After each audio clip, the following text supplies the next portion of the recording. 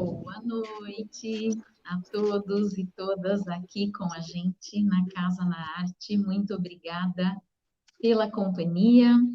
Eu, Vanina Sigrist, estou aqui acompanhada do Denis Silva, que vai nos assessorar hoje nesse encontro, nesse bate-papo tão legal.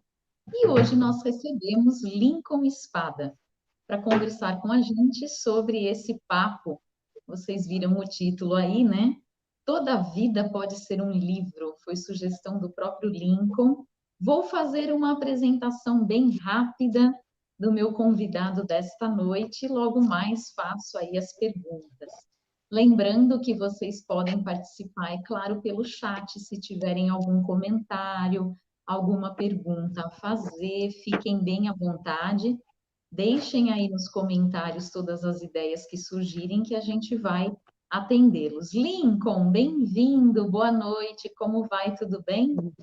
Boa noite, um prazer enorme poder te reencontrar, né? A gente se conhece, fui seu aluno na FATEC e daí também poder fazer esse reencontro, né? Mesmo durante a pandemia.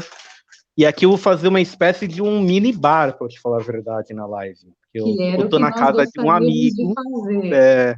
Eu tô na casa de um amigo que é um contador de histórias da melhor estirpe, Fernando Rino.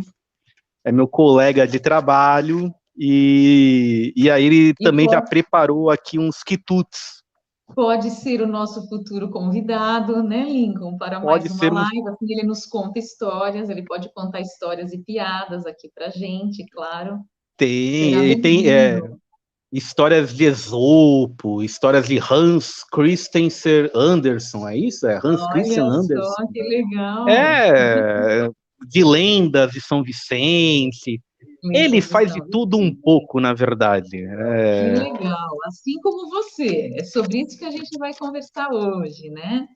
Então, deixa eu falar um pouquinho do Lincoln para quem está aqui com a gente, está chegando agora, quem depois vai chegar e vai assistir esse vídeo, né? Então, é legal que vocês conheçam um pouquinho aí da formação do Lincoln. Até porque, né, Lincoln, tem tudo a ver um pouco com o que a gente vai conversar hoje. Como o Lincoln está envolvido em vários projetos de livros que estão para sair, né? Ainda não saíram, serão publicados, foram projetos contemplados em alguns editais, inclusive, então a gente também vai falar a esse respeito. Ele escolheu, né, falar um pouquinho desses projetos, que são projetos de contação de histórias também, são histórias de vida importantes, a gente vai conversar sobre essas personagens que são apresentadas nos seus livros. Eu não tenho, infelizmente, os livros aqui, né, para mostrar, porque muitos ainda estão no prelo, né, Lincoln? Logo saem, né? Você me falou? Deus quiser, creio que nos próximos meses, sim. Isso, legal. Então, pessoal, vejam, o Lincoln, ele é jornalista, né, de formação. Ele é formado aqui pela Unisantos, ele é pós-graduado em gestão cultural pelo Senac. Não vou falar a tua idade, você mandou no currículo, está aqui na descrição do vídeo, mas isso não vem ao caso, eu pulei essa parte. E o primeiro livro que você publicou, pelo que você me contou, a gente deixou aí também a indicação na descrição, é um livro, reportagem, que tem por título Cracolândia, Território do Abraço. Além dos seus trabalhos, claro, como repórter, né? A gente deixou também anotadinho aqui, enfim, mas a gente vai falar muito mais do Lincoln autor, menos do Lincoln jornalista hoje, apesar de que acho que não tem como diferenciar um e outro, né? Eu queria tanto numa época, né? Falava para ti desse dilema profissional, mas, enfim, talvez seja abraçar a vocação que nos escolhe, né? Que nos define. Isso, eu também acho. Então, eu gostaria de começar conversando com o Lincoln a respeito desse primeiro trabalho, porque esse sim já está concluído há alguns anos, ele foi publicado em 2016. Esse livro, Cracolândia, Território do Abraço. Conta um pouquinho para a gente, Lincoln, como é que foi essa história. Então, o início do projeto, na verdade, eu tenho um amigo muito querido chamado Bruno Nunes, Ele era, quando eu trabalhava na Tribuna, ele era meu foca, né? No jargão jornalístico, é o repórter mais novo, né? Como a gente chama. Então, a gente dividia a mesma bancada, que chama baia no meio. E do mesma forma que eu também fui foca de um jornalista, que era Fernando de Santos, ele acabou sendo o meu, a gente criou uma amizade nesse mesmo processo também que eu tive de formação e experiência nessa redação, e num determinado ponto, ele estava também como assessor, até hoje, ele mantém como assessor da ADESAF, que é uma ONG aqui de São Vicente, desenvolve um trabalho há 20 anos, se eu não me engano, 20, 21 anos, com várias vertentes voltadas à juventude, à vulnerabilidade social, e um dos projetos que eles foram contemplados era o programa de Braços Abertos, que é o programa que seria intersetorial da Prefeitura de São Paulo, iniciado em 2014, referente a como poder trabalhar com a população em situação de rua de drogadição. Então, o programa, mais ou menos, se permite, ele na verdade oferecia para 450 pessoas.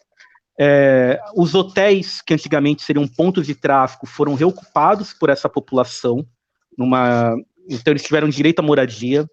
O governo Alckmin cedia 3 refeições no restaurante Bom Prato, que ficava a menos de meio quilômetro ali de distância. Eles tinham oferta de fazer um trabalho nas ruas, seja de limpeza, jardinagem, enfim, entre outros que depois podemos comentar com mais detalhes durante a live. E além do atendimento ao SUS e ao SUAS, né? E esse programa, quando foi lançado, foi em janeiro, se eu não me engano, de 2014, se eu não me engano era isso, ou janeiro de 2014, teve uma coletiva de imprensa, que o prefeito, então, era o Fernando Haddad, do PT, e logo em questão de 12 a 13 horas, o comentarista Reinaldo Azevedo, na Veja, ele já lançou um apelido, Bolsa Crack, era esse programa. Então, na verdade, toda essa atuação que eu comentei de reinserção dessa população, que voltaram à política de redução de danos, acabou já sendo estigmatizada pela imprensa, de um modo geral, a partir daí. Então, eu comentei com o Bruno, ele estava se graduando, perguntei se ele poderia fazer um TCC voltado a esse programa. O TCC, por cima da universidade da região, eles pediram-se um enfoque que fosse sobre a região, e já que eu já estava, à época, passado esse período, em meados de 2015, eu já estava há mais ou menos um ano afastado da redação, eu acabei, então, sugerindo de eu poder escrever um livro para poder tirar esses estigmas. E ele abraçou a ideia. O trabalho de faculdade dele acabou também ajudando, serviu de base porque ele já estava estudando o tema. Não, ele nem pôde fazer esse TCC. Então, na verdade, então eu pensei, eu acho que esse é um programa de ineditismo, fazer essa redução de danos na Cracolândia. Acho que isso gera um livro, e eu estava com uma necessidade de poder desenvolver a escrita após um certo tempo longe da redação. Na época eu trabalhava em gestão pública já, enfim. E aí eles aceitaram, eu fiquei 3 meses acompanhando o projeto em 2015 e posteriormente em 2016. Então, na verdade, o livro ele foi escrito e reescrito durante o período até ter sido publicado em dezembro de 2016. Em dezembro de 2016. E esse livro, ele traz depoimentos, é isso, de atendidos pelo projeto ou não, Lincoln? Você ouviu essa turma? Eu tinha um acompanhamento da Bruna Stephanie, que era fotógrafa. A gente foi como voluntários dentro do desenvolvimento desse projeto, onde a gente ia toda semana durante esse período de 3 meses em 2015 e depois em 2016, para poder compreender aquele que eles chamam que, na verdade, é um território ilegal consentido, né? Eles chamam de forma acadêmica, não é isso o termo? Porque é um lugar ilegal, né? Você não pode usar crack, é uma droga ilícita, mas existe todo um aparato policial no entorno e para fazer as limpezas ali dentro do fluxo, né? Que é o o corredor, Isso. o quarteirão onde fica em torno, tinha 1.500, passou até, e posteriormente teve essa situação. Vou arrumar aqui a tela, Isso, que acho que cortou e aí quando voltou, voltou assim. e aí eu Puxa, já... Lincoln, entendi, entendi. E você acha que esse trabalho, esse livro, é o único voltado à Cracolândia da região aqui? Tem algum outro que seja Não, livro-reportagem com trabalho de Cracolândias em outras cidades, talvez? Porque agora, recentemente, também a gente viu ações sendo tomadas para tentar resolver o problema e o problema não foi resolvido, enfim, né? Aquela população que circula por ali acaba se espalhando, ocupa outros espaços, outros territórios, né? Já que a gente está usando esse termo, e o problema, a gente sabe, é bem complexo, ele não se resolve tão fácil, né? então, na verdade, É importante, assim. sim, Hum, esse tema, né? Quando eu fui é, fazer o livro, ele é dividido em 3 atos. O primeiro é sobre toda uma pesquisa de contexto histórico e acadêmico da Cracolândia, e aí tem os outros. O segundo é sobre as reportagens que saíram daquela época e fala de gestores, né? Com base nessas reportagens, e o terceiro em si, que a maior parte da obra é voltado à questão da entrevista com os beneficiários do De Braços Abertos, o DBA. Né? Então, se eu usar essa sigla, agora nosso espectador já o conhece. E aí, na uhum, época, o que havia era um ou dois relatórios saíram de algum observatório, instituto, em relação ao programa. Tinha um TCC que seria, na verdade, tinha um pré-projeto de um TCC voltado sobre a questão jurídica do programa DBA, e, e aí de livros futuros que foram desenvolvidos, eu soube que posteriormente também foi publicado um relatório dos perfis dos beneficiários pela própria Desaf em forma de livro. Então eles chegaram a perfeito. lançar em 2017, a época o que aconteceu, e aí se permite, ou se no decorrer do texto, ele foi reescrito por uma razão até do espírito do livro, né? Porque quando foi publicado em 2015, havia o ineditismo de um projeto que estava sendo referenciado no Canadá, né? Esse programa DBA, no Uruguai. Então ele ganhava-se um tom muito esperançoso.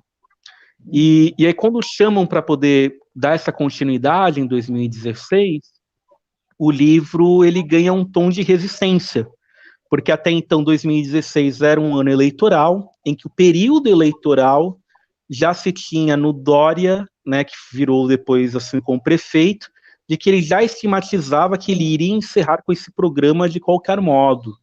Então, o livro ele ganha ares de resistência, ele ganha outros, né? É uma reescrita Entendi. praticamente. Mas é Então, curioso, é legal você estar contando esse processo, em viu? Muito legal. 2017, A gente está com um pouquinho de em dificuldade de acompanhar aí a 2017 já voltou. Agora a gente te ouve, concluído está um pouquinho travado aí, e agora voltou. esse desenvolvimento. Então, e aí ele volta com a possibilidade que aí ele já volta em 2017 com esse segundo livro, uma questão mais de registro mesmo.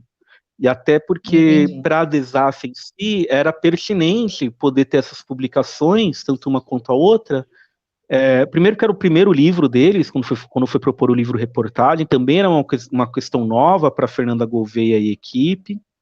E num outro ponto, porque poderia apresentar essas memórias para outras prefeituras também poderem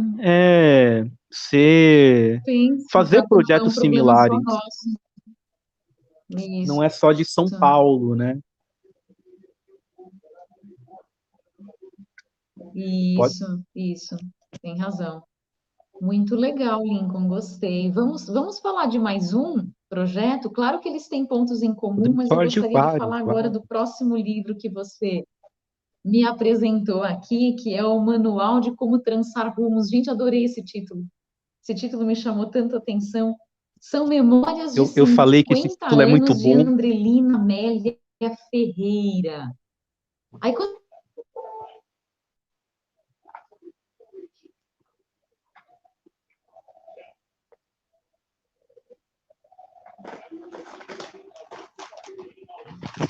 olha a Vanina, história da Andréia, né?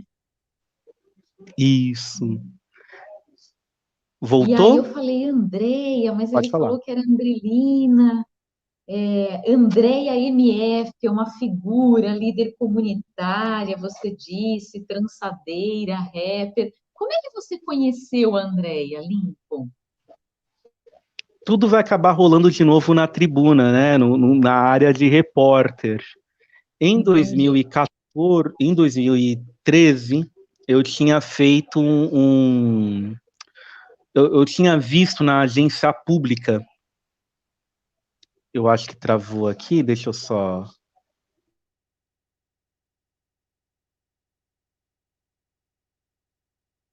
Eu te ouço, você está me ouvindo? Consegue nos acompanhar ou Voltou, não? voltou, voltou, voltou.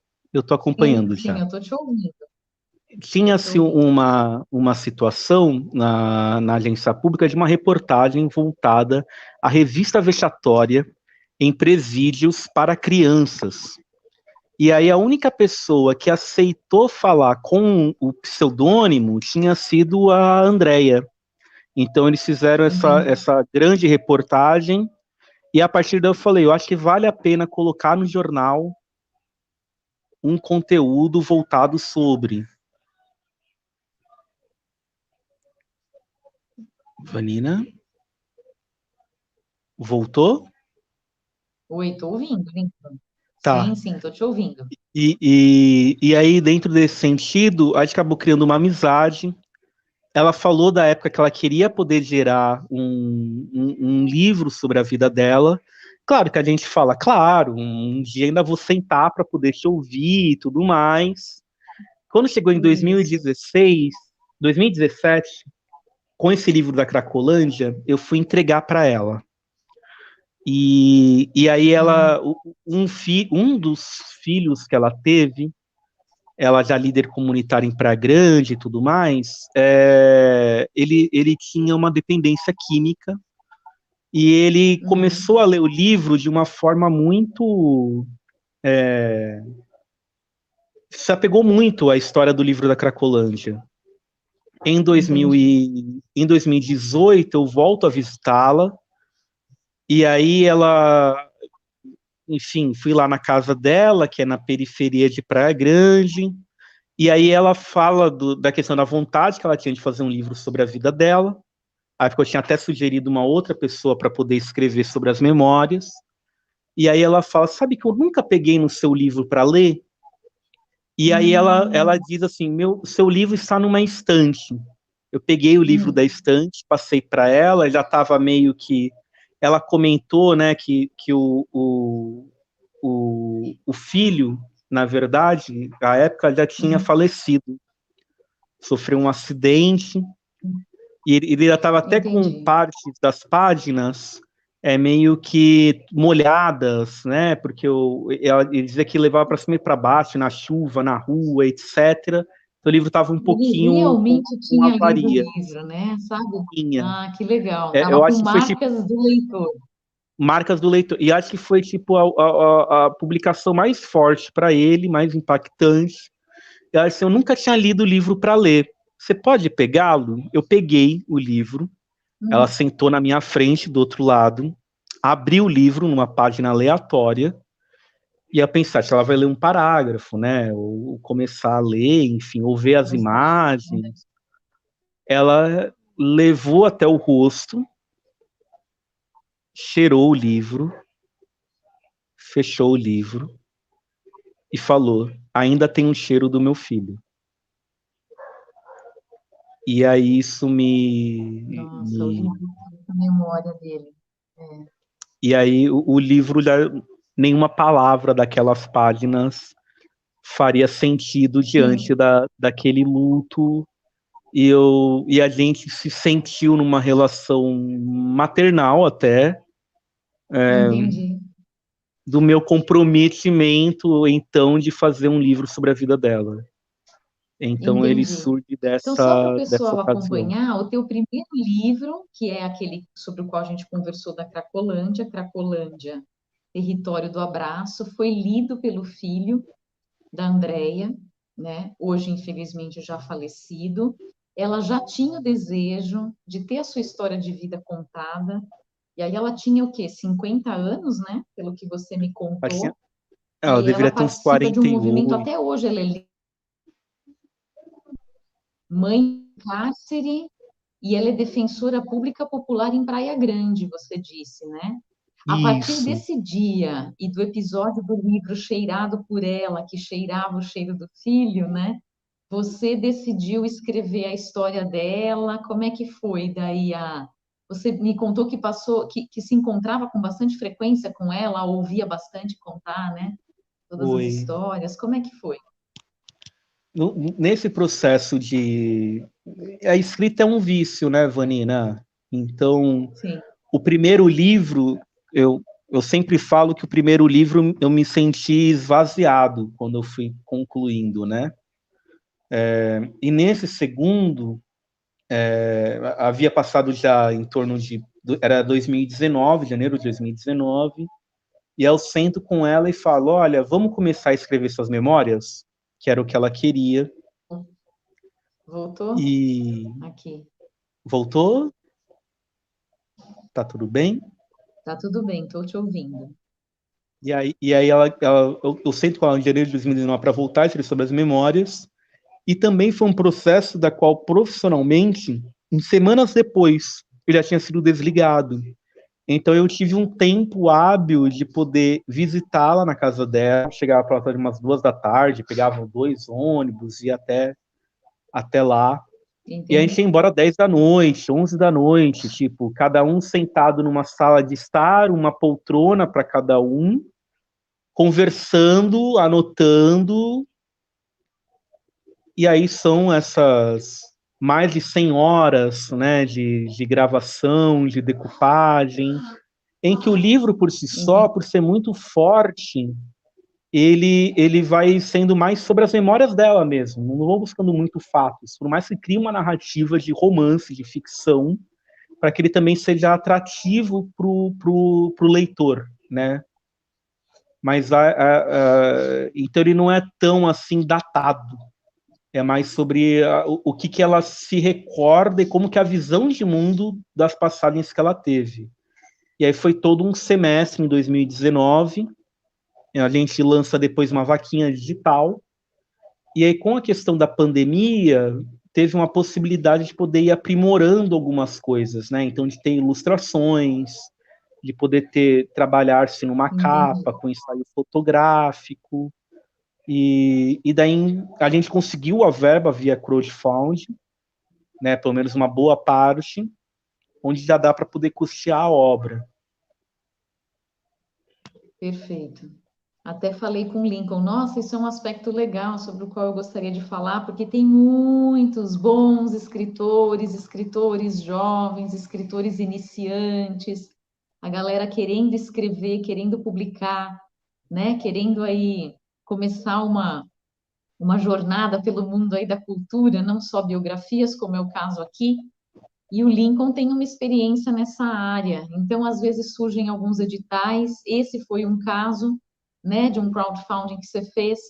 Como é que foi, Lincoln? Você conseguiu arrecadar dinheiro suficiente? Esse dinheiro era para custear só a impressão do livro ou também a ilustração, que você falou que ele é ilustrado. Quem que foi o ilustrador desse em particular? A ilustradora foi Isabela Sessa, ela é uma jovem de Sei, Cubatão.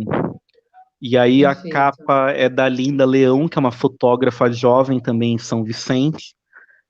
Na Tá. verdade, vou ser bem honesto, a gente tem que aproveitar quem tem talento e está iniciando, porque o cachê é Isso, melhor, né? isso. Tem Então, o processo, ela queria com uma celeridade, enfim, embora o livro esteja sendo postergado, até por conta da pandemia, para poder fazer a venda, etc. E a gente abriu um crowdfunding E a questão é assim, no crowdfunding, né? As pessoas visam muito que tem que chegar logo no Grupo Globo, né? Num G1 da vida, numa TV Entendi. Tribuna.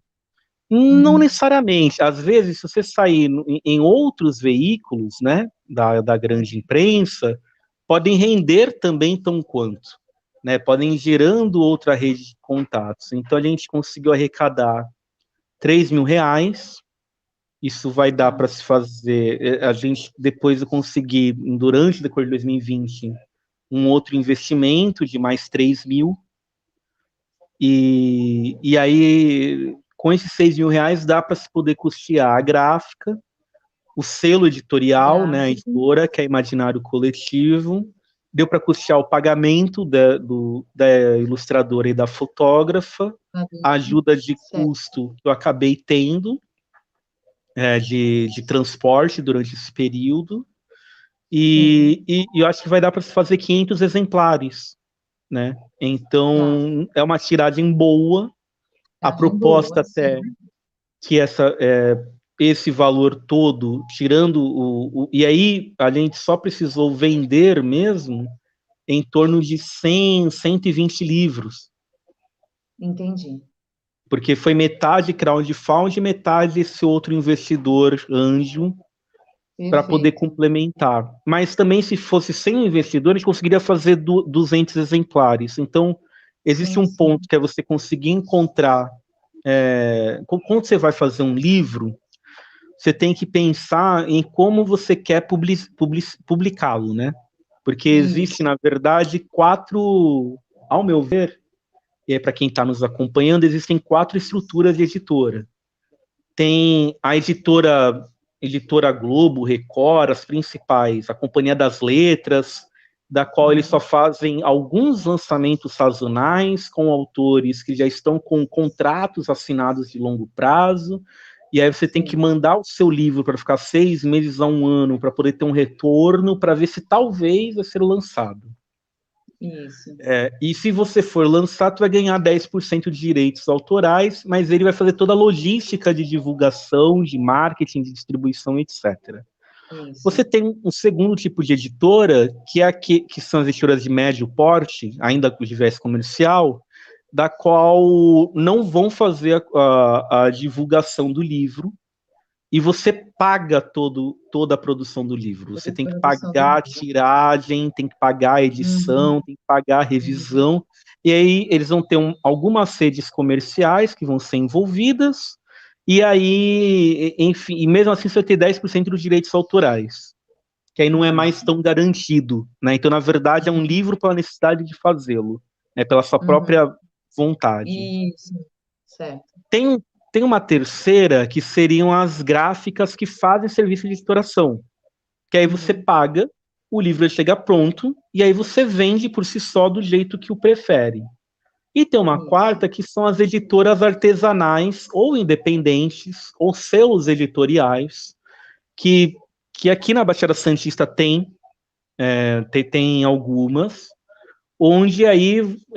você faz um acordo. Olha, eu não vou fazer a divulgação e não vou fazer a logística de distribuição, você me paga antecipado o selo editorial e a editora, a gente faz a Uhum. revisão e a editoração, mas o que você vender fica para você. Isso. Então, para mim, hoje, eu sinto que é talvez o meio mais interessante para quem vai começar a escrever. Porque quando a gente vai pegar tiragem hoje em dia, eu acho que Principalmente para quem. 500 exemplares já é Uhum. muito, né? A Uhum. questão se você vender 10.000, tu já é best-seller. É uma Então, se tiragem você fizer, ambiciosa, né? 500 é uma então, se tiragem você ambiciosa. fizer Pensando que é o 200 a primeiro livro de alguém, 500, como já foi o seu, né? De alguém que esteja começando, já é uma tiragem grande e significativa até, né? Tem razão. exato. Mas Geralmente é em você torno de acha que é o caminho 200, das 300. pedras? Isso, é o caminho das pedras de quem esteja começando. É o que você, por exemplo, indica. para quem esteja, né? Ah, imprime o livro. E você acha, Lincoln, já puxando o assunto agora para a questão da pandemia, porque a gente sabe, a gente está nesse momento, até você estava falando, ah, todo mundo achava que ia passar, não passou, ela está demorando mais do que a gente queria. Isso dificulta bastante lançar livro, reunir pessoas, amigos, autografar, fazer noite de autógrafos, beber uma cerveja, como você está bebendo aí agora. Essa combinação foi muito mal feita, hein? Porque eu não peguei a minha, só o Lincoln tá com a dele. Eu falei, a minha fica para depois da live, né? Como é que vai funcionar o lançamento quando ele estiver pronto, já estiver impresso? Enfim, vocês vão assumir fazer, mesmo com pandemia? Vai ser em alguma livraria, todo mundo de máscara, tomando cuidado, não vai? Como é que vocês pensam em fazer aí a noite de lançamentos do livro? Porque tem um momento agora também chato, além dessa questão editorial que você esclareceu, eu sei de muitos amigos que estão segurando lançamento de livros em razão desse contexto, porque gostariam de fazer assim, todo mundo junto, abraçado, tirando foto. Ninguém quer ficar assim, de máscara à distância. Como é que vocês pretendem fazer quando ele ficar pronto? Então, dos outros livros, né, eu creio, teve uma estratégia muito interessante agora, recente, de amigos pelo WhatsApp, que Vanina tá me ouvindo?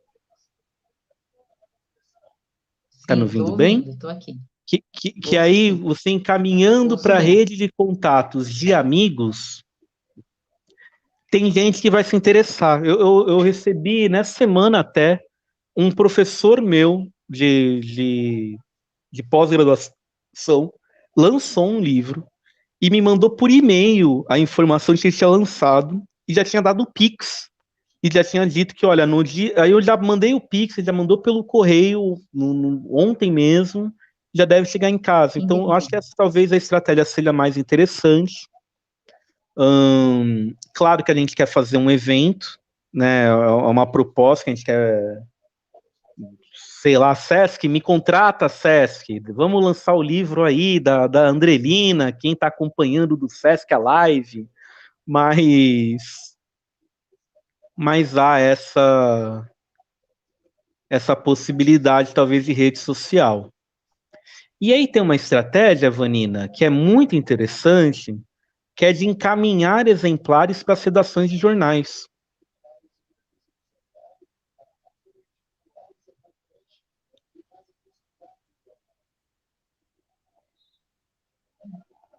Ah, isso é Né? legal, realmente. Porque, porque aí isso consecutivamente já gera divulgação na imprensa. Então é uma possibilidade muito oportuna. Lincoln, me ouve? Eu estou te ouvindo. Agora eu que não ouço Lincoln, não sei se Você está me caiu aí a ouvindo? conexão. Agora Alô? estou te ouvindo. Então aí talvez essa possibilidade. Sim, é uma boa estratégia. Então eu creio que a gente vai utilizar essas duas, rede social e imprensa.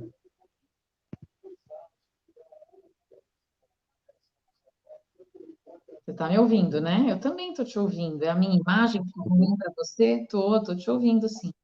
Eu estou te ouvindo, mas está tudo bem, não tem Oi, problema não. Lincoln?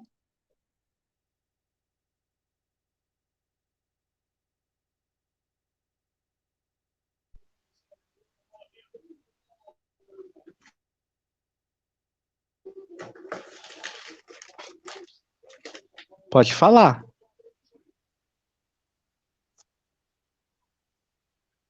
Retorno já voltou?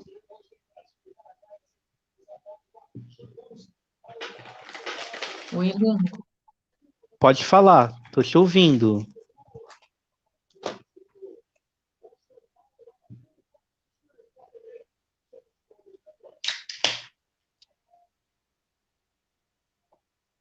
O Lincoln, deixa eu te fazer outra pergunta, já que você mencionou essa questão das redes sociais, né? Você acha que a gente já não está sendo muito bombardeado por tantas informações? Você sente que tem retorno? As pessoas veem?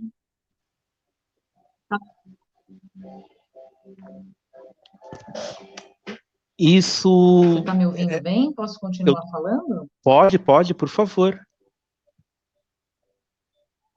Você me ouve? Posso continuar, Lincoln? Estou te ouvindo. É que o Lincoln está mexendo aí no celular, não sei se ele está me ouvindo. Ah, está me ouvindo, é? Você acha que as redes sociais dão retorno?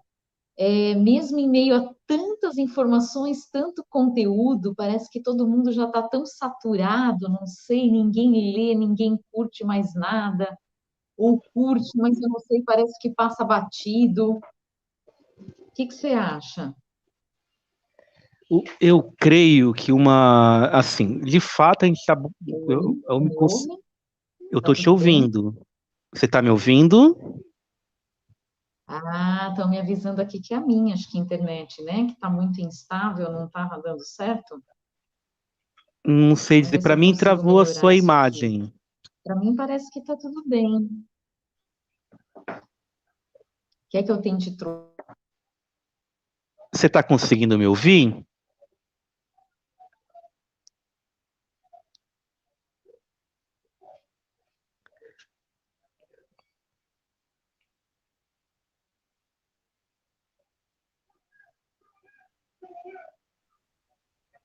Oi, voltei, Oi, tá melhor agora? Bom, deve ser tá a minha ótimo. internet que está dando problema O... aqui hoje, não Não tem problema. O... melhorou? Da questão da rede social, de fato, estamos bombardeados, Vanina. Não tem como fugir disso. É, Mas olha, desse do manual de como uhum, trançar rumos, o que que eu fiz?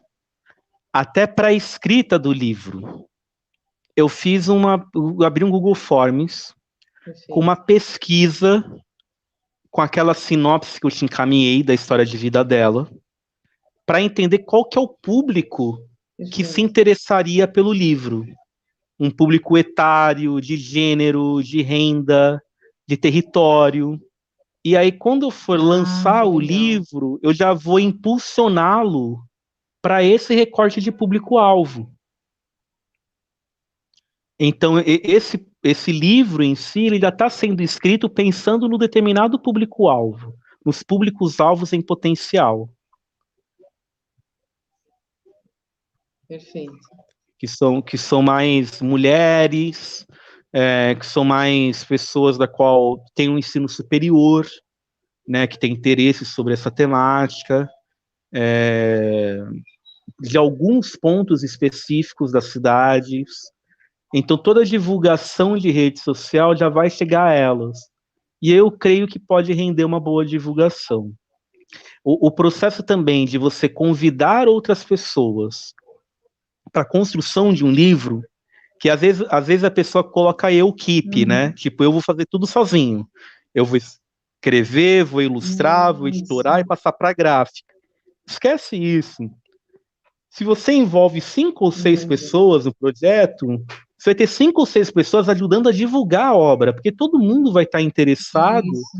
de que você também adquira porque participou desse processo. Então, Fica um projeto mais colaborativo e multiplica a rede de contatos, né? Cada qual vai exatamente. distribuindo, você tem razão. É. A gente sente muito isso aqui também, né, no canal. Quando a gente traz convidados para falar, ou quando a gente resenha livros de escritores vivos e não mortos, né, que são os clássicos mais vivos com quem a gente pode contar para divulgação, faz toda a diferença. São vídeos mais assistidos, o retorno é mais doloroso, a gente ouve tantos elogios depois, porque a pessoa se sente parte daquilo, incluída, e a gente acaba também ajudando, né, a divulgar trabalhos ainda muito não iniciais, porque são trabalhos super interessantes, mas para públicos ainda menores, né, ainda pequenos. Então é bem legal. Acho que o que você falou faz todo sentido, né? Deixa eu aproveitar e já falar um pouquinho do terceiro. Vamos lá. Assim a gente vai arredondando aqui a nossa conversa e consegue completar. Eu quero falar de mais um livro do qual meu querido Lincoln Espada participou aí também, né? Que é sobre uma outra figura francês, né? À l'origine, ele é parisiense, Maurice. É Ele, Maurice? Capuchinho na Morrice, pronúncia? Eu que Morrice, adoro. acertou. Maurice Legiar é um cinéfilo, produtor e agitador cultural, segundo Lincoln, e ele atuou bastante aqui na cidade de Santos, né? Faleceu há Sim. alguns anos já, e Lincoln também traça o seu perfil numa obra intitulada O Legado de Legiade. Ficou até um trocadilho, né? O título ficou super interessante, eu curti. É, É a é bom biografia do títulos, né? Maurice, né? Fala um pouquinho agora, Lincoln, então, por favor, desse terceiro projeto aí que a gente escolheu para apresentar hoje para a turma. E depois eu prometo a todos que Lincoln vai responder a nossa pergunta do Tito.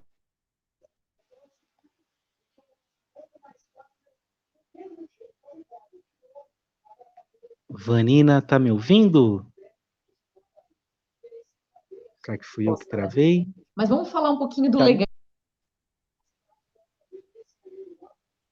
Estou ouvindo, sim, tá ótimo. tá me ouvindo. Então, também é fruto da tribuna. À época, ainda como repórter, ia ter o Maurice, ele nasceu em 25, veio à Baixada Santista e nasceu em Lyon. Veio a Baixada Lyon, que também é a cidade dos irmãos Lumière, né? Então, acho que 30 anos antes teve a primeira sessão de cinema. Ele vem para Santos em 32 e a partir da geração Pagu, né, que é Gilberto Mendes, os irmãos Lamberti, enfim, ele, Plínio Marcos, o Maurice era um desses jovens que aí vão sendo compilados para o clube de arte de Pagu, Geraldo Ferraz, enfim, e em seguida é criado um clube de cinema. O Maurice, à época, ele trabalhava como agenciador de viagens de uma frota chamada Expressinho, que acho que levava, ou não sei se agora se eram carros e ônibus entre Santos e São Paulo. E aí precisavam de alguém para poder pegar os rolos de filme para o clube de cinema.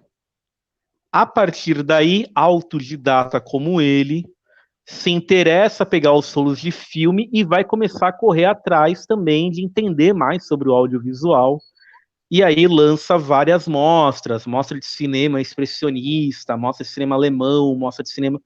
E foi uma época nos anos 60 e depois até os anos 70, da qual ele conseguia que eu não sei se é algo que foi específico dele, parece que já existia também nos Estados Unidos, a Sessão Maldita, que eram filmes passados à meia-noite em grandes salas de cinema, e aí era um point dos fins de semana dos universitários de poder colarem lá e assistirem aos filmes que ele trazia, porque ele começou a coordenar o clube de cinema e fazer toda essa programação. Então, o Cine Rocks, que passou por um grande incêndio, né, nos anos 60, vai recuperar, fidelizar um público que existe até hoje, também por conta disso. Na época, era 2014, no jornal A Tribuna, tinha passado 20 anos da morte dele, alguma coisa, 18 anos da morte dele, até um evento no MIS, e eu tenho que escrever um perfil sobre ele no jornal. No final do dia, eu sou assustado por uma ligação da redação, que eu pensei, putz, 10 da noite, fudeu, né? Eu vou ser demitido. Não, coisa boa não Na, é. na verdade, era o editor-chefe do jornal, Carlos Conde, que ligou, dizendo que tinha lido de cabo a rabo a matéria, amado, e que valeria um dia fazer um livro dele. Posteriormente, em 2019, aí tem a possibilidade via Fundo de Cultura de Santos, tinha aberto um concurso de projetos, e aí conversa vem com o Márcio Barreto, que tem esse selo editorial, então a maior parte dos livros vem dele, na verdade todos os livros são frutos desse dueto entre eu e ele. Ele fala, você não quer escrever um projeto literário para concorrer no concurso? E eu falei, olha, tem esse projeto engavetado. E aí acabou sendo contemplado, enfim, vislumbrou essa possibilidade, onde na verdade são entrevistas, o livro vai ser numa pegada de perfil mesmo, mas ele é fruto de entrevistas com quem conviveu com ele à medida que ele morreu em 97. Certo. muito legal, nossa, E também ótimo. dicas de filmes, né? Que ele fez uma listagem dos 10 melhores filmes na vida dele. Enfim. Ah, Tem, que interessante, legal. tem só para complementar, tem uma situação interessante que ele era uma das pessoas que sentou-se nas sessões de filme, era um jovem que estudava, ele era estudante da Unisantos, e aí quando ele foi acompanhar a sessão, ele foi ver o filme A Ilha Nua, que agora vou esquecer do nome do diretor, era um filme mudo, e ele fica Certo. tão impactado pela sessão maldita, pelas imagens e tudo mais, que ele vara à noite da praia de Santos, dizendo: vou trocar minha carreira e ser fotógrafo. E Entendi. hoje é o Araquém Alcântara, que é um dos Uhum. fotógrafos mais premiados. Ele se despertou para a fotografia por conta da sessão Por do conta do... Morrice. Uhum. E ele comenta isso, como outras pessoas, o primeiro filme do Rogério Sganzerla foi pago com o dinheiro da parte que o Morrice falou para ele investir, Entendi. o pessoal da Boca Ele do foi, Lixo, enfim. não, e ele foi um grande catalisador, pelo visto, de muitas pessoas que Foi. depois, né, curtiram cultura, respiraram cultura, enfim. Nossa, Sérgio muito Manber, legal. Sérgio É Manberti, ilustrado também o livro? Tem trabalho de ilustração, fotografia, documental dele ou não, na Lincoln? verdade, a família dele, ele depois fundou a Cinemateca nos anos 80. E aí a família deles deixou à disposição de eu poder digitalizar o acervo. Então são 450 páginas de recorte de jornal, é meio que se fosse uma Ah, clipagem. sim, sim. Tem ilustrações do Argemiro Antunes, que já é falecido. Ele era um amigo muito íntimo do Morrice, então tudo que o Morrice fazia no dia a dia, o Argemiro ilustrava numas tirinhas de quadrinhos sobre a vida dele. Então tem isso, a situação, e também tem, eu acho, e tem fotos muito pertinentes do José Alberto Sarkis, que foram fotos Hum, premiadas do Morrice na cadeia velha, que o Morrice, eu acho que ele é o avô das ocupações culturais, ele morou na cadeia velha por 4, 5 anos. Cadeia velha, para quem não conhece, é um equipamento de 1800, né, século XIX, na rodoviária de Santos, uhum, e quando o espaço uhum. esteve fechado, o Morrice foi lá, enfim, dentro das situações de Ocupou. vida como cinéfilo, ele morou lá. Ele Ele morou morava lá numa naquele cela. prédio. Uma das celas ele morava literalmente. Ele estava ali. Uhum. E é um O prédio com uma Morris, arquitetura incrível, né? A despeito dessa incrível, funcionalidade, incrível. aí a cadeia é charmosíssima, né? É, Exatamente. vale a pena conhecer ali no centro, então. Que legal, Lincoln. Então tá. Agora vamos concluindo. A gente, né? Eu abro, claro, para perguntas e comentários. Quem quiser participar. Enquanto isso, vou pedir que Lincoln responda a pergunta, né? Tão aguardada aí da vida se tornar um livro. Como é que é esse processo? Você gostaria, já que é um biógrafo aí tão, né? Já agora malicioso e tal. Gostaria de escrever a sua autobiografia ou que alguém escrevesse a sua biografia algum dia, Lincoln? Já pensou a esse respeito? O ex-chefe da Tribuna, né, o ex-editor, que é o Carlos Conde, ele vive falando que ainda vai escrever o meu livro. Que ele, Então, que é quando eu converso com ele chego na casa dele às 8 da noite até 3 da manhã conversando. Né? Então, ele tem 80 anos, é um que legal, paizão, praticamente, que compra legal. pizza, as coisas todas. Mas eu acho que não rende, não rende não um livro Não meu. dá um bom livro, não? Não, acho que ainda não. Tem coisas que eu quero esconder, entende? É um processo. Você não vai contar tudo, né? Não vou Quem lembrar for de te tudo entrevistar vai ter também. trabalho, né?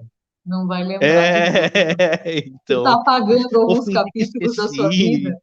Tá certo. Exato. Ai, que legal. Mas então tá. Responde, por favor, então, aí a nossa pergunta. O que que faz uma vida, então, merecer virar um livro, Lincoln, na sua opinião? O que que você acha? Toda a vida merece um livro, a verdade é essa. De toda a vida dá para você estar num livro, num filme, numa exposição. A gente tá até aqui na casa com o Fernando, a gente tem, né, que é só a contação de histórias. Tem uma exposição nessa semana que é sobre um escultor que faz 90 anos e mora aqui em São Vicente. Um escultor espanhol, tá, né, que Entendi. ficou tá há Legal. 28 anos morando por aqui. E aí o fruto disso vai ser uma exposição. Tem vidas de pessoas que valem filmes, enfim. Toda a vida tem, dentro eu creio que toda a vida tem boas histórias, isso é um fato.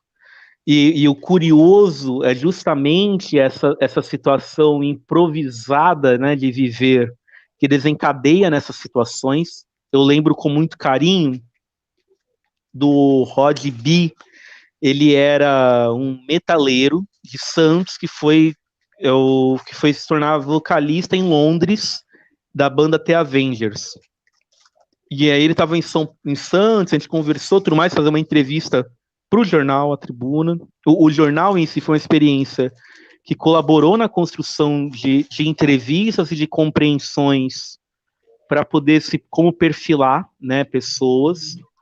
E dentro desse processo, conversa vem, no final da entrevista, eu soltei assim, mas você vive de música, né? Ele falou, não. Eu sou, imagina, um homem todo tatuado, forte, um amor, né? Infelizmente já não tá mais conosco nesse plano. E aí ele falou, não, eu sou cuidador de idoso durante a manhã. Meu, quando você imagina um metaleiro de uma banda inglesa que ele também era cuidador de idoso, é uma outra vida. Vendeu outra vida. Valeria-se não só a matéria, valeria-se uma grande história, né? Sim, E há recortes das nossas histórias que permitem com que a gente se encontre com a mesma mitomania agora, se eu não me engano, não é mitomania, agora eu esqueci o termo, que é monomito, né? Que é a tal da jornada do herói, que é o que nos cativa a poder ler, a poder assistir, a poder acompanhar uma produção. Então, todos nós também carregamos esses estereótipos junguianos, né, esse com certeza, inconsciente coletivo, certeza. que nos permite também, numa narrativa, poder se apresentar de um modo que toque o outro, né, a tal ponto que, por exemplo, tocou o livro ao Leandro, filho da Andrelina, de um Claro. jeito que nenhuma página do livro agora vale tão mais a pena do que o próprio vínculo que ele gerou a uma obra, e vínculos que nos geram as obras, né? Um livro muito que me marca muito se chama Provado pelo Fogo. É um livro quando eu tinha 12 anos, 15 anos, eu frequentava ainda o meu colégio de ensino fundamental, era um colégio confessional, e aí a diretora pegou na biblioteca esse livro e me deu de presente. Era um livro de um líder religioso, né?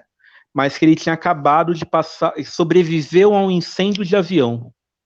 E aí todos os processos que ele teve de reconfiguração do corpo e de resiliência e de resistência, aquilo muito me marcou. E a vida dele foi muito mais do que esse o fato, né? Todo o Sim, desdobramento sim. dele torna essa narrativa pertinente. O livro do Beto Volpi, né, que é um ativista da LGBTQIA+, que fez uma autobiografia não autorizada, segundo ele mesmo, da Real Lei de Livros, que é Morte e Vida Positiva. Sim. Enfim, o livro do John Nery, né, que é o primeiro transgênero, o primeiro transexual masculino do Brasil. Enfim, todas as vidas valeriam um livro. A vida da Andrelina vale um livro, a sua vida vale um livro. E há recortes que nos permitem também nos identificar. Porque esse também é o grande Sim, ponto de quando você vai escrever memórias. É de você conseguir claro. entender que pontos da sua vida pode se identificar com a outra. Né? E aí poder Sim, cadenciá-los num roteiro a depender de como vai ser exposto. claro. Não, acho que toda vida vale um livro, como você disse, e tem livros que transformam demais a nossa vida. Você citou alguns títulos aqui, todo mundo tem os seus, né? Claro, então acho que isso também é legal, é um movimento de vai e vem, né? Livros que nos marcam demais, que fazem com que a gente se enxergue, repense um pouco também a nossa vida, assim como as pessoas, as circunstâncias, várias situações, né? Mas os livros são realmente importantes. Lincoln, muito gostosa essa conversa. Agradeço demais pela participação. Não quero cansá-lo tanto, já estamos aqui há uma hora conversando. Acho que não temos perguntas ou comentários. Da minha parte, eu gostei muito de ter conhecido todos esses seus projetos. Queria que você deixasse aí uma última mensagem aqui a quem nos acompanha, por favor, antes que a gente conclua. O que o Lincoln está aprontando aí que a câmera dele está mexendo para lá e para cá? Você vai carregar o teu celular, é isso? O que ele está aprontando aí, o É, Lincoln? já consegui Ah, e agora carregar, tá sim, tudo te bem. vejo. Ah, então tá. Já consegui carregar. É que aí ele acabou Legal. caindo aqui do molde. Eu creio que, na Então, deixa verdade, para gente seria... aí uma última, já que você, do alto aí da sua sabedoria, quer nos deixar algum conselho para sobrevivermos à pandemia, continuarmos fazendo com que nossas vidas valham livros. O que você tem a nos dizer aí como uma mensagem final?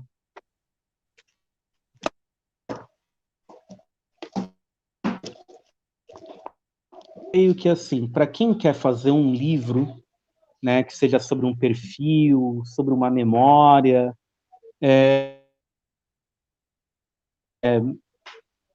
talvez poder... O que é interessante é de talvez poder desenvolver que pontos que a pessoa primeiro possa ler ou entender um pouco mais sobre o monomito, veja que pontos das memórias podem ser obtidas dentro dessa narrativa. Um processo interessante é de que o livro ele nunca vai estar pronto na escrita, a gente sempre vai querer alterar, a gente sempre vai querer corrigir. Quando estiver publicado, a gente ainda vai ter aquele desgosto de um ou outro termo que a gente queria ter mudado. Sempre vai ter esse tipo de coisa. Com É a coisa mais certeza. natural do mundo. São filhos, né, de um certo modo, são nossos frutos, nossos herdeiros diretos, de que a gente viveu naquele contexto.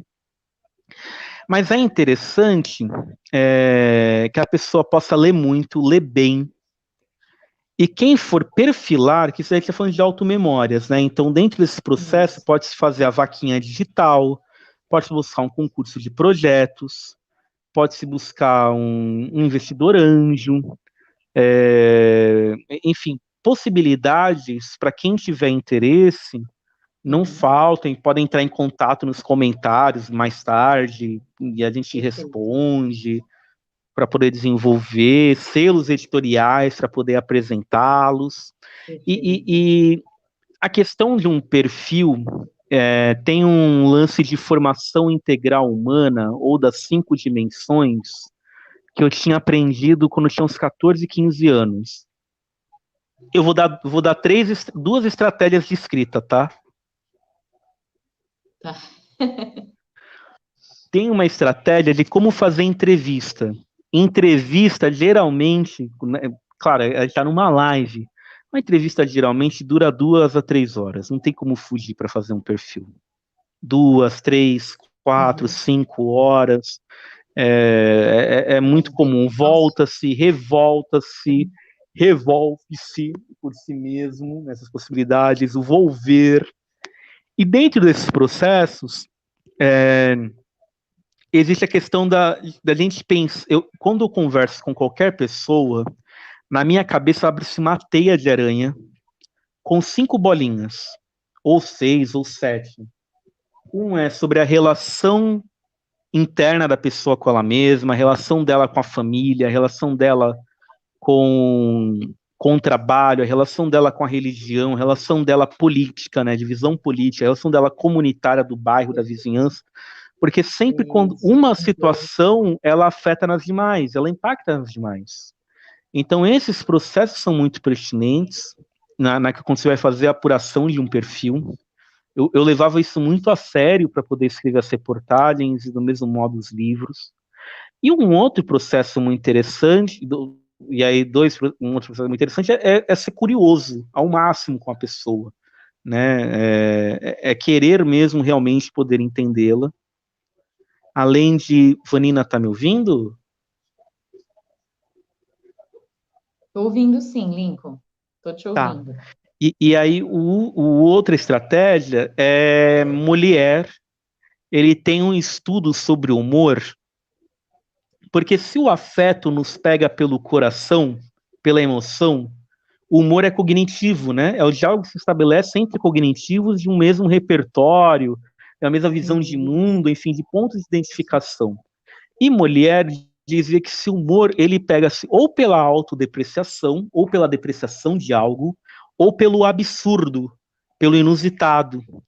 E nesse sentido, todos os meus textos, a coisa mais difícil para mim é a primeira linha, porque é de escrever de um modo que seja tão inusitado para o outro, impacte tanto o outro, Uhum, para ele uhum. conseguir fazer a escrita. Então, eu acho que você partir do processo do absurdo, nesse sentido, e partir desse processo na escrita e no processo de apuração, com as dimensões, né, com as camadas aceboladas de um ser humano, isso pode ser uma ótima estratégia. E daí a quem está acompanhando, né, a gente nessa live, enfim, Uhum, uhum. agradecer o seu convite, agradecer, enfim, essa possibilidade de fazer memória agora também na Casa na Não Arte. precisa ainda dizer tchau, porque a gente tem uma última pergunta.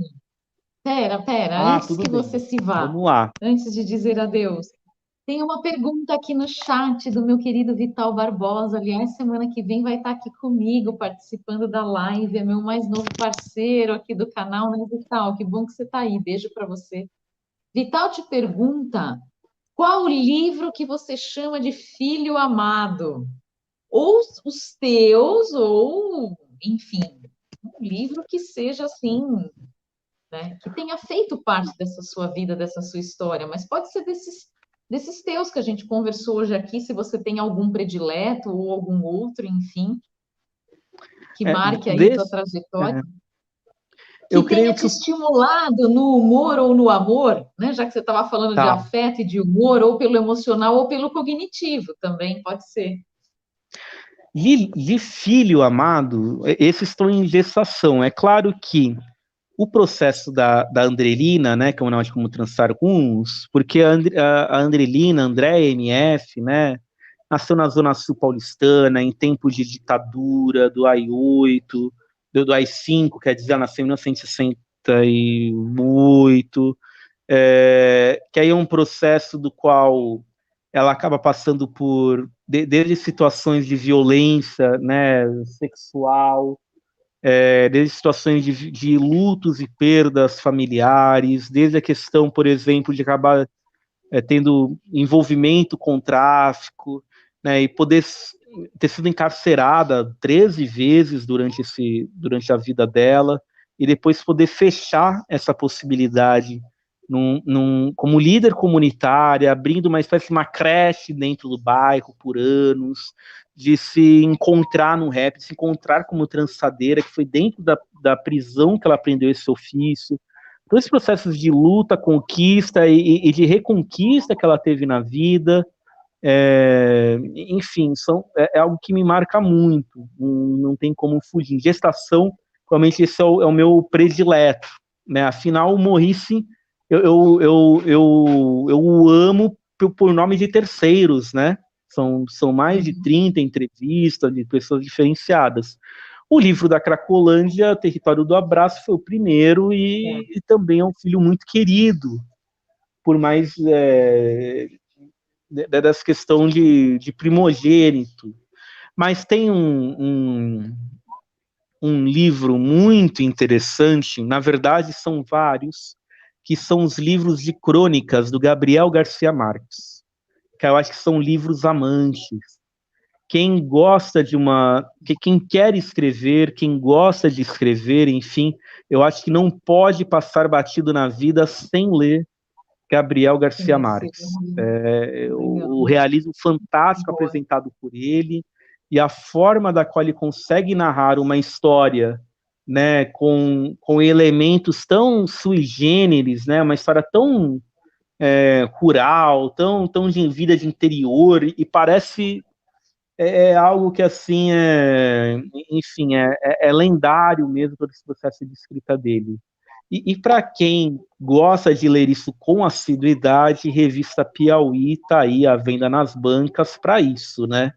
Eu acho que uma forma de se poder se retroalimentar todo mês, né? São textos muito bons que eles têm, de Perfeito. perfis, principalmente. Ótimo.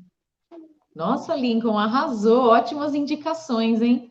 Eu acho que eu tô com o Gabriel Garcia Marques na minha mesa de cabeceira, mas parei faz um tempo. Memórias de Minhas Putas Tristes está na minha cabeceira. Eu acho que precisava terminar. Eu estava relendo, tá lá parado, mas vale muito a pena. E tem um filme também, né? Muito legal, já foi adaptado e tal. Adorei, Lincoln. Muito obrigada, viu, pela Eu sua que aí agradeço todo o disposição. carinho. A Foi uma boa Vanina, para quem cerveja, não né, que a gente tomou sabe, juntos. a Vanina, para quem não sabe, ela fez o prefácio de um livro que eu ajudei na produção, né? Então eu tenho que aproveitar para divulgar também, que é o livro da Rafaela Martinez Vicentini. Ela, Ah, né? E pois era um é, você livro sabe, infantil chamado você sabe que eu Cantorias dos acho Povos de Guaiaó. isso, Cantorias dos Povos de Guaiaó. Aí a gente foi, né, no lançamento e tal, tava lá a Rafaela toda orgulhosa. Eu tive o maior prazer de escrever o prefácio ao livro dela. A gente estava falando do Fez a livro logo mais. revisão, Eu queria muito, muito sortear um livro dela aqui. Vale a pena, né? Que eu ganhei 2 exemplares, eu tô com os meus vale. 2 aqui ainda. Vamos fazer um sorteio, né? Para o público Eu acho que infantil vale a desse pena, livro, para sim. um público adulto, vale a pena. A gente poderia, né? Presentear aí os nossos inscritos. Por falar nisso, quem está aqui nos acompanhando, assistindo, vendo, curtindo, se inscreva no canal. Esse canal a cada dia cresce mais e agora teve a sua história aí também marcada pela participação do meu querido Lincoln. Lincoln, eu adorei, foi muito bom te reencontrar. Da sala de aula aqui à Casa na Arte, foi muito bom poder conversar com você hoje. Eu só tenho a te Eu que agradecer, te agradeço mando um forte por abraço, um tudo, tudo. beijão a você, ao teu amigo que está aí contigo. Muito obrigada, viu, pela sua Eu que participação. agradeço. E até a próxima, né? Você volta com os seus novos projetos, com certeza. Tudo bem, pode deixar. Muito Muito carinho. obrigada. Eu que Que bom, agradeço. Lincoln. Obrigada. Uma excelente noite aí para você e para Para cada você um que nos também. acompanhou aqui nessa nossa conversa, né? Foi muito bom. Nos despedimos por aqui. Agradeço demais e até a próxima. Tchau, tchau, Lincoln. Tchau a todos. Boa noite. Até Tchau, mais. tchau. Tchau.